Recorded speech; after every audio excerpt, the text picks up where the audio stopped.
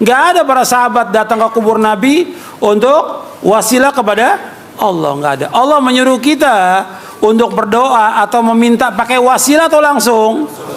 Langsung. Allah berfirman berkaitan dengan doa dalam surah Ghafir ayat 60, wa qala rabbukum ud'uni astajib lakum. Hendaklah kalian semua berdoa kepadaku, aku akan kabulkan langsung tanpa perantara. Allah itu dekat atau jauh? Dekat. Wa idza sa'alaka ibadi anni fa inni qarib, kata Allah. Seandainya hamba-hambaku bertanya kepadamu Muhammad tentang aku, katakan aku dekat. Allah dekat. Allah mendengar semua permintaan kita, nggak perlu pakai perantara. Jangan disamakan Allah dengan makhluk, nggak boleh. Kan tiap hari dia baca tuh walam yakun lahu kufuwan ahad. Allah nggak sama dengan makhluknya. Allah nggak sebanding dengan makhluknya. Allah nggak setara dengan makhluknya. Allah juga berfirman laisa kamitslihi syai'un wa huwas samiul basir. Allah nggak sama dengan makhluknya, nggak sama.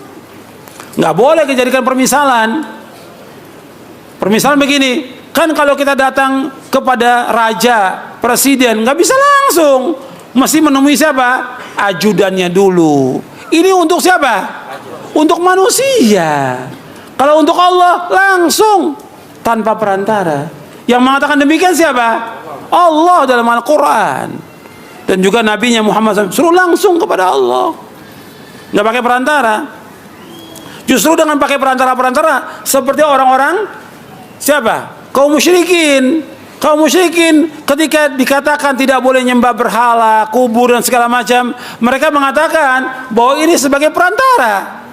Sama dengan kaum musyrikin, ma na'buduhum illa liyuqarribuna ilallahi zulfa. Kami nggak menyembah mereka, tapi mereka ini sebagai apa?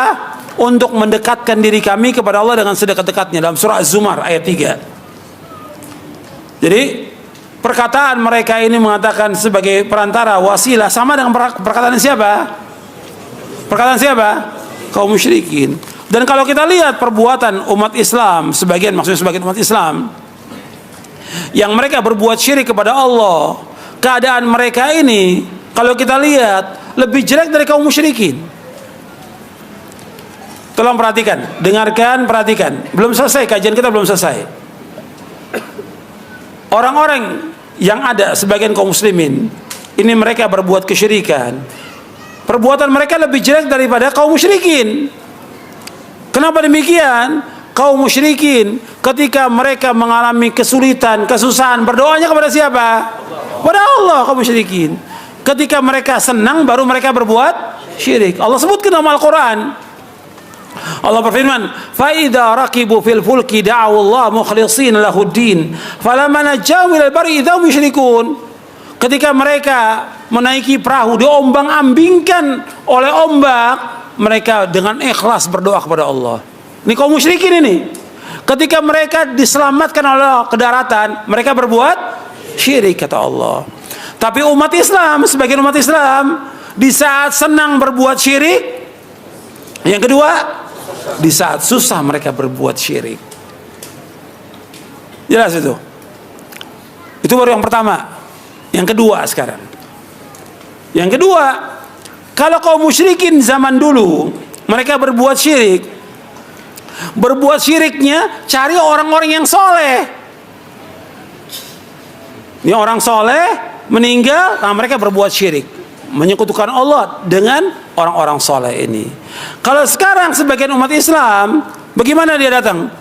Ke kuburan para penjahat, perusak agama, bahkan diantara mereka nggak sholat sama sekali. Karena orang kalau sudah belajar torekot, kalau sudah sampai hakikat ma'rifat, sholat nggak dia? Nggak sholat. Nah itu datangnya oleh Islam. Iya. Kalau zaman dulu orang musyrikin cari orang soleh berbuat syiriknya. Kalau sekarang dicari orang-orang jahat. Bahkan kadang-kadang, bayangkan ya, kerbau dijadikan sebagai apa? Sebagai tuan sesembahan. Kotorannya diambil, dipepet ke mukanya. Yang dibilang kiai selamat. Terjadi nggak tuh? Terjadi di Indonesia. Belum lagi yang lain. Contohnya udah banyak deh, puluhan di Indonesia ini, bukan ratusan.